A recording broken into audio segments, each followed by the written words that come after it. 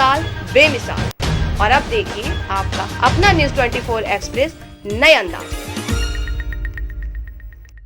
नमस्कार, आप देख रहे हैं न्यूज़ 24 एक्सप्रेस और मैं हूं नेहा परिहार आपके साथ। आइए रुक करते हैं आज के बुलेटिन की ओर।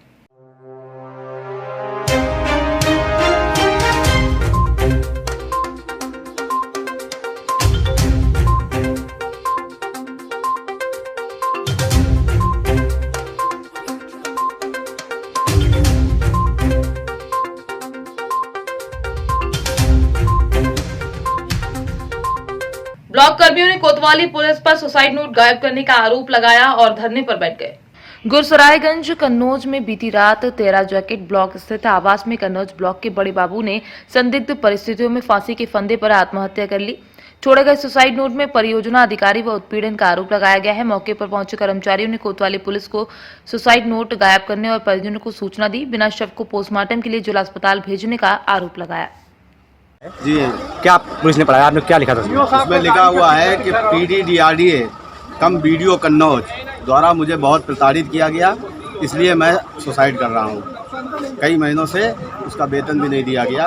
इन सब चीज़ों को लेकर वो बहुत ज़्यादा वो था परेशान। मतलब केवल आपको ही दिखाया गया? केवल नहीं, हमको दिखाया गया सुसाइड नोट, जो हमने पढ़ के कर्मचारियों को सुनाया। मैं महासंघ का क्या करेंगे इसके आगे? क्या आपकी रणनीति है? अब इसके आगे तो जांच का विषय है, उसका परिवार आ जाए, उसके बाद देखता हूँ क्या प्रोसेस होता है जो लीगल। NHM संविदा कर्मचारियों व लगभग 2 लाख आशा बंधुओं की लंबित 7 सूत्रीय जायज मांगों हेतु प्रदर्शन किया गया। जनपद बाराबंकी कार्यालय में बड़ी संख्या में स्वास्थ्य संविदा कर्मचारी व 2 लाख आशा बहुओं सहित संविदा कर्मचारी अपनी 7 सूत्रीय मांगों को लेकर प्रदर्शन किए।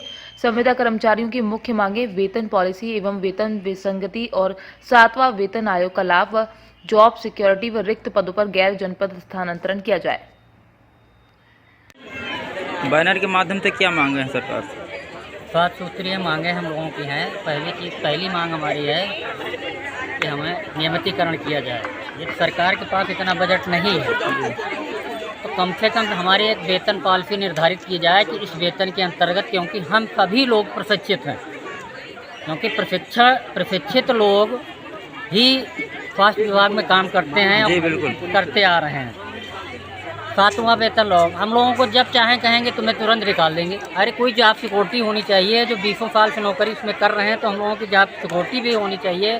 और जो महिलाएं इतनी दूर से हैं, पड़ी हुई हैं यहाँ, तो उनके लिए रिक्त पदों पे उनके गृह जनपद में ट्रांसफ़र होना चाहिए। एक आउटसोर्स नीड है, उसके अंतर्गत ये होता है एक दलाली प्रथा जिसे कह लें आप, चाहे जिसके द्वारा चलाई गई हो, वो मैं नहीं कहता, वो बंद होनी चाहिए।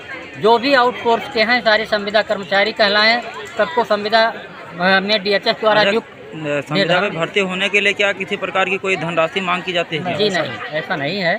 फिर है हमारा बीमा पॉलिसी।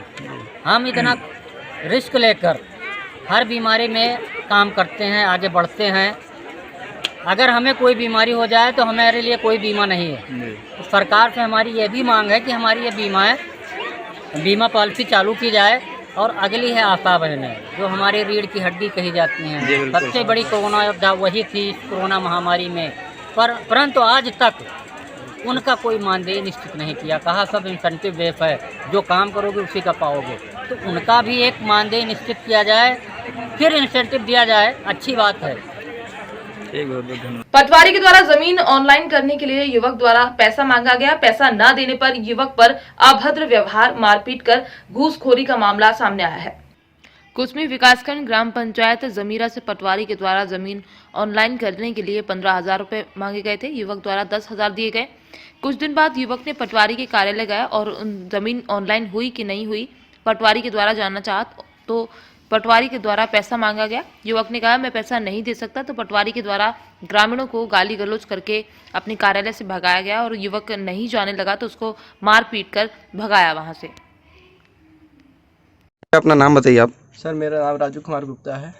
तो क्या मामला है आपका? सर मैं अपना ज़मीन का मेरा ज़मीन था जिसका मैं नकल फकरान का बोलते हैं निकलवाने के लिए मेरे को बार बार वो किया जा रहा था। मैं बोल रहा था कि मेरी ज़मीन को ऑनलाइन कर दिया जाए। भाई लीगली अगर मेरी ही ज़मीन है तो आप उसको ऑनलाइन क्यों नहीं कर रहे हैं? ज़मीन कहाँ है आपकी? सर मेरा ज़मीन जमीरा पाठ में है। कौन से पटवारी है? सर दुष्यंत पटवारी करके हैं सर, जो जमीरा को देखते हैं, है ना जी। मैं उनको बोला कि मेरा ऑनलाइन कर दीजिए, तो उन्होंने बोला कि 15,000 रुपये पहले आपको लगेगा ज़मीन को ऑनलाइन करने में। तो पैसा दिया तो आपने? मैंने उस समय 15,000, तो मैं बोला सर मैं गरीब लड़का हूँ, मैं 15,000 कहाँ से दे पाऊँगा? अब मेरा ज़मीन है, आप फिर भी अगर लेना चाह रहे हैं तो 10,000 रुपये मैं दे सकता हूँ। तो मैंने उसको 10,000 रुपये दिया। जी। और मेरा क्या बोलते हैं कार्य आज 22-20 दिन हो गया। फिर मैं आज आया कि भाई मेरा जब ज़मीन हो गया तो भैया मेरा आवेदन लगा हुआ, आपके पास तो क्यों नहीं उसका कार्रवाई कर रहे हैं? जी। तो उसने बोला कि 5,000 जो तुम नहीं दिए हो वो दोगे तो करूँगा, 20 दिन बाद आना। मैं बोला सर 20 दिन में क्यों आऊँगा? जी। तो बोला ना बे 20 दिन बाद आना बोला। और जी। उसके बाद मैं बोला कि सर गाली गलौज मत कीजिए, आप तो सामान्य जगह पे बैठे हुए हैं, आप लोग ऐसा करेंगे तो हम लोग का काम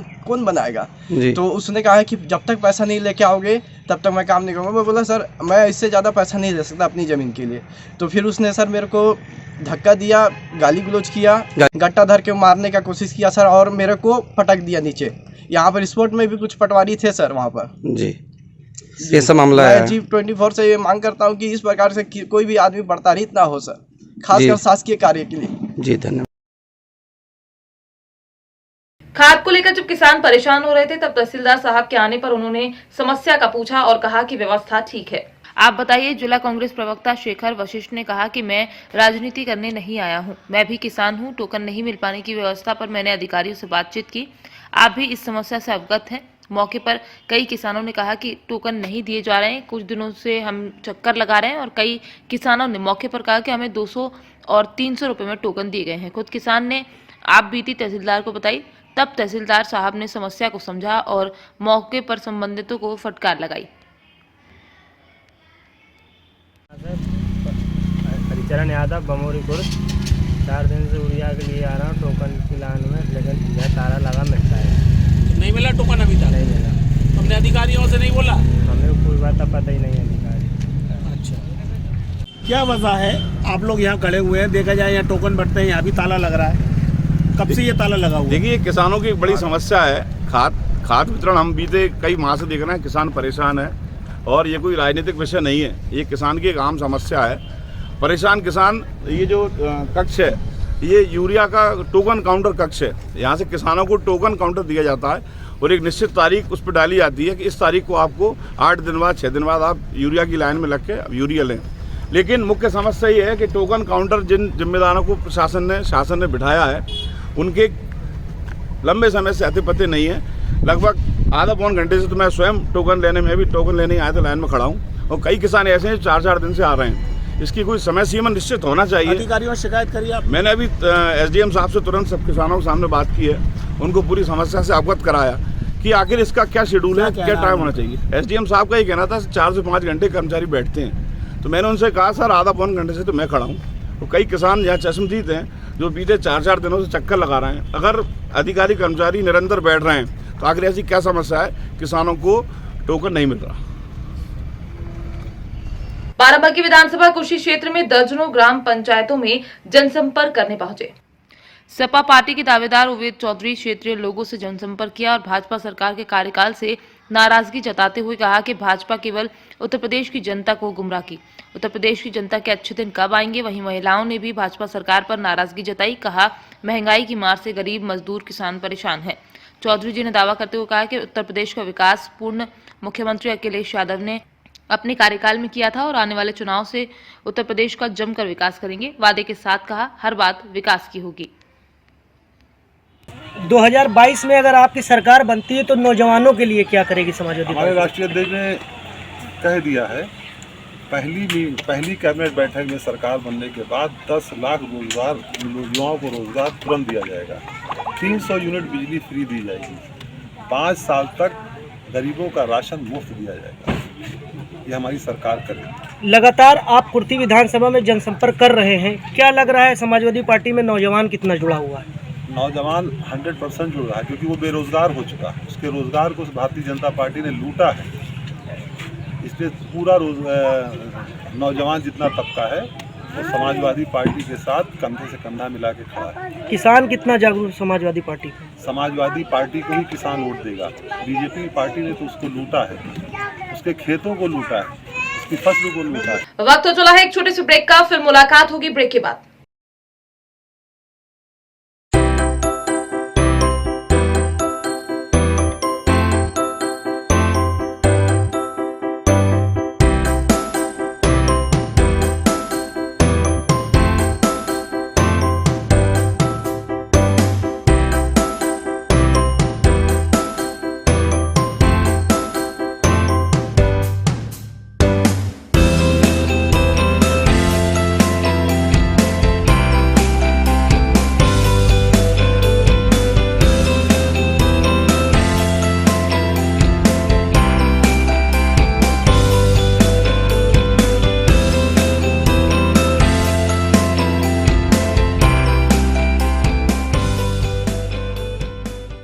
ब्रेक के बाद एक बार फिर आप सभी का स्वागत है। आइए बढ़ते हैं अगली खबर की ओर।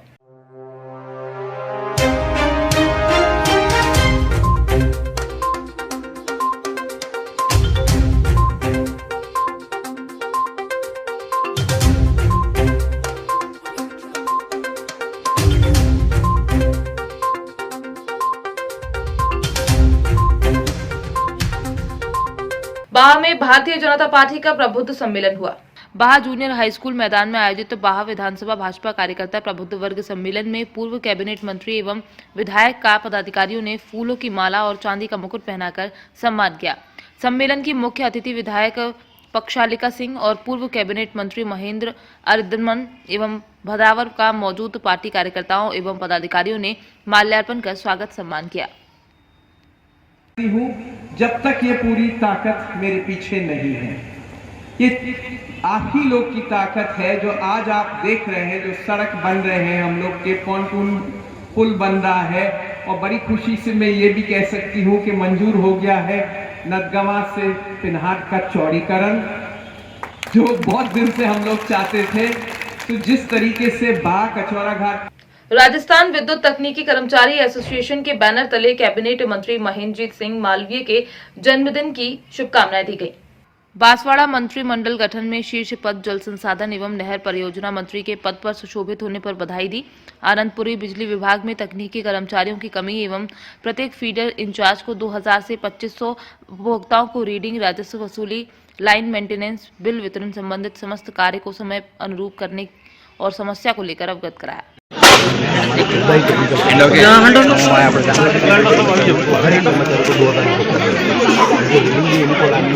लाइन का भी उनको देखना है, राजस्व वसूली भी उनको करनी है, बिजली वितरण भी उनको करना है। समझ लो कि ऊपर से हमारे के ऐसे चार कितना जगह से टोटल हम कर रहे हैं। क्या जैसे बांसवाड़ा सिटी है, उसको NBC FRT लागू हुई, तो वहाँ का जो स्टाफ था वो पूरा स्टाफ यहाँ आनंदपुरी में लगाने को कहा था। हिंदी साहब ने कुछ स्टाफ पर कैप ऑर्डर निकाल दिया, बाकी जो 9-10 स्टाफ जो थे वो अभी तक वहाँ से रिलीज हुए नहीं, और जो हुए वो भी अनुकंपा वाले यहाँ भेज दिया। मतलब वो कुछ भी जानते ही नहीं है, उनको लाइन के बारे में या किसी चीज़ के बारे में कोई नॉलेज नहीं है। मेरा स्टाफ यहाँ देखते हैं, समय से कोई काम हम कर ही नहीं पा रहे। तो हमको किसको कहना है? AC साहब को कहना है? AC साहब को कहना है और एक्शन साहब को कहना है कि इस तरह से चार्जशीटें नहीं निकाले यहाँ के कर्मचारियों को, क्योंकि पहले से ही इन पर ओवरलोड तो काम दे दिया समय से। अब बिजली चोरी पकड़ना ये काम हमारा तो है नहीं, अलग ही टीम बनी हुई है। अब वो काम भी आपको ही करना है, आपको ला के सब लेने ही बताना। इस तरह से परेशान हम हो रहे थे। महाराजा यशवंतराव होलकर की 246वीं जन्म जयंती पर होलकर विचार मंच भानपुरा द्वारा पुष्पांजलि अर्पित की गई। महाराजा यशवंतराव होलकर की 246वीं जन्म जयंती स्वाधीनता संग्राम के अमृत उत्सव पर होलकर विचार मंच द्वारा पुष्पांजलि अर्पित की गई। महाराजा होलकर भारतीय स्वतंत्रता संग्राम को अपनी ऊर्जा से एक नई चेतना जागृत कराना चाहते थे। अंग्रेजों को उन्होंने भारत से बाहर करने का संकल्प लिया था और अपने संकल्प को पूरा करने के लिए उन्होंने जीवन भर अंग्रेजों से संघर्ष किया। आज महाराजा यशवंतराव होलकर को नमन करने के लिए आए हैं। आज उनका 246वीं जन्मतिथि है, पावन जयंती उत्सव है। महाराजा यशवंतराव होलकर जी भारतीय स्वतंत्रता संग्राम को प्रथमतः अपनी ऊर्जा से पूरे भारत में एक नई चेतना जागृत करना चाहते थे। ब्रिटिशर्स को उन्होंने भारत से बाहर करने का संकल्प और सपना संजोया था और उसी बात को लेकर उन्होंने जीवन भर संघर्ष किया। मात्र 35 ईयर्स 35 वर्ष की उम्र में उन्होंने अपने जीवन की अंतिम सांस ली। हम जिस स्मारक पर आज खड़े हैं वो स्मारक उनकी याद दिला रहा है। एक बुलंद व्यक्तित्व जिनके नाम से ही अंग्रेज सेनाएं कांपती थी। जीवन भर उन्होंने घोड़े की पीठ पर बैठ करके पूना से लेकर सतलज तक अंग्रेजों की जुल्म से भारत को मुक्त कराने का सपना देखा और उन्होंने ये स्वप्न देखा था कि ब्रिटिश ईस्ट इंडिया कंपनी को हम कलकत्ता से ही बाहर कर दें यदि हमारे पास अच्छी गन्स होंगी, अच्छी सेना होगी। इसलिए उन्होंने नावली में तोपखाना खोला था। 200 से अधिक तोपों का निर्माण यहाँ कराया। हिंगलाजगढ़ हमारे पास में है, हिंगलाजगढ़ को उन्होंने अपनी छावनी बनाया था। ऐसे प्रणम्य वीर को आज हम नमन करते हैं जो उन्होंने भारतीय इतिहास को दिशा दी है। लेकिन खेद का विषय यह है कि इतिहासों में ऐसे महान नायकों के बारे में ज़्यादा उल्लेख नहीं मिलता। खास करके अहिल्याबाई होलकर, महारानी अहिल्याबाई होलकर, मातोश्री। पन्ना में आज दिनांक को माया केवट पति नंदकिशोर केवट ग्राम साहा पाटन मजुरा चनिया पूर्वा में पन्ना पुलिस अधीक्षक को शिकायती पत्र देकर जांच की मांग की गई। उन्होंने कहा कि मेरे भाई दिनांक 20 सितंबर 2021 को चिल्ला के पेड़ पर फरियादी के भाई का शव लटका मिला था, जिसकी चौकी नरहदा में रिपोर्ट दर्ज कराई गई थी एवं शव का पीएम करवाकर उसकी फरियाद ने जांच कर न्याय दिलाने की गुहार लगाई, लेकिन आज दिनांक तक न्याय नहीं मिला है।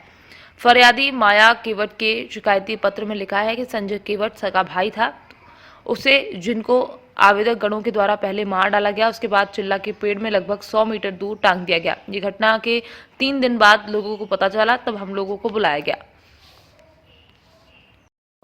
मैं आई हूँ और बामा तारी में पन्ना आई हूँ। किसके लिए आई हूँ? इसी के लागे आपसी के लागे नया बात। क्या हो गया? मोर भाई के मार के फांसी में टांग दी है। नोटा बड़ा खून का भर रहा है। मुझे पता नहीं दी ना है, मुझे छोड़ के धर ली है इनकी निया चाहिए मुझे। कौन से गांव से हो? शाहपाटन। क्या नाम है? मोर माया देवी। घटना है ग्राम कटर्रा केवटपुर की। मेरा साला मारा गया, मुझे सूचित नहीं किया गया। दूसर लोग हमको सूचना दिया। रात को 8 बजे हमको सूचना मिली। इसके बाद सुबह जब हम गए तो मैंने पूछा कि ये कैसे क्या हो गया। लोग वहाँ के बोले कि फांसी लगा लिया। मैंने कहाँ फांसी लगा लिया है? बोले वो चिल्ला का पेड़ है वहाँ। फिर इसके बाद चिल्ला के पेड़ गए तो वहाँ खून भरा हुआ था नीचे। वापस लाश पड़ी हुई थी स्कूल के पास। जब वहाँ आए तो सारे खटोली के नीचे खून बह रहा था। जब एक कपड़े से लाश ढकी हुई थी उसको खोले हम तो उसमें कीड़े पड़े हुए थे। क्या चाहते हो आप? कहाँ गए? फिर हम वहाँ धर्मपुर थाना गए, अपना वहाँ आवेदन दिया। फिर वहाँ से आके हमको चौकी प्रभारी ने बुलाया। वहाँ गए तो वो हमारे बयान लिया। तो हमने जो घटना थी वहाँ। क्या चाहते हैं आप? न्याय दिलाना चाहते हैं? न्याय हम चाहते हैं सर। किसके पास आए आज? आज हम आए एसपी साहब के यहाँ पन्ना। क्या कहा एसपी साहब ने? एसपी साहब ने कहा कि आपको न्याय मिलेगा। मैं बात कर रहा हूँ। क्या नाम है? कौन सा गांव है आपका? मेरा गांव है ग्राम साहपाटन मजरा छनिया पूर्वा। मृतक के कौन लगते हैं आप? मृतक का मैं बहनोई हूँ। क्या नाम है तुम्हारा? नंद किशोर केवट। नशा बुरी आदतों मादक द्रव्यों का कभी सेवन नहीं करना चाहिए। नशा करने से शारीरिक, मानसिक, सामाजिक व पारिवारिक पृष्ठभूमि नष्ट हो जाती है। उक्त वक्तव्य जनहित कल्याण समिति मध्य प्रदेश के तत्वाधान में विनायक महाविद्यालय काडरवारा में आयोजित कार्यक्रम की अध्यक्षता कर रही एसडीएम महोदया सुश्री सृष्टि देशमुख IAS द्वारा व्यक्त किए गए। गाडरवारा नगर निरीक्षक राजपाल बघेल ने बताया कि नशा के कारण अनेकों परिवार उजड़ते देखे हैं। इसके कुछ उदाहरण भी दिए। कोई भी नशा को कभी भी ना करे और यदि कोई कर रहा है तो उसे धीरे धीरे बंद करने में ही भलाई है। पाउडर कई तरह के नशे हैं जो हम सभी जानते हैं कि ये नशा है, लेकिन आप लोग ये नहीं जानते कि कुछ अच्छे नशे भी होते हैं। देश प्रेम का नशा भी होता है और आईपीएस बनने का भी नशा होता है। ये हमारे युवाओं को मालूम होना चाहिए। यहाँ उपस्थित कुछ लोगों से युवाओं से मैं चाहूँगा कि वो अपने अंदर ऐसा नशा बनाए कि वहाँ उपस्थित एसडीएम मैडम या टीआई सर की तरह बनने का नशा मन में बिठा दें और एसडीएम मैडम या टीआई सर की तरह बन के दिखाएं। ये भी नशा और जागरूकता कार्यक्रम का अभियान का कार्यक्रम जो है इसका। आज के बुलेटिन में फिलहाल इतना ही। बने रहिए न्यूज़ 24 एक्सप्रेस के साथ। नमस्कार।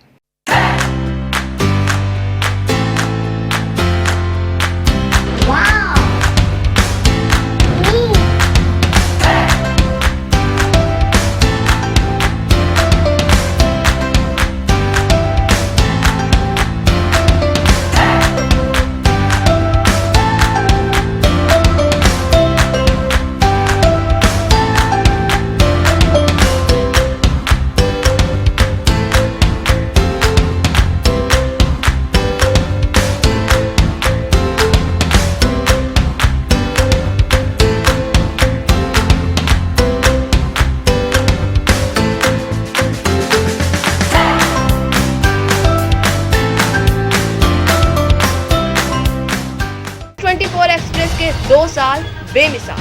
और अब देखिए आपका अपना न्यूज़ 24 एक्सप्रेस नए अंदाज।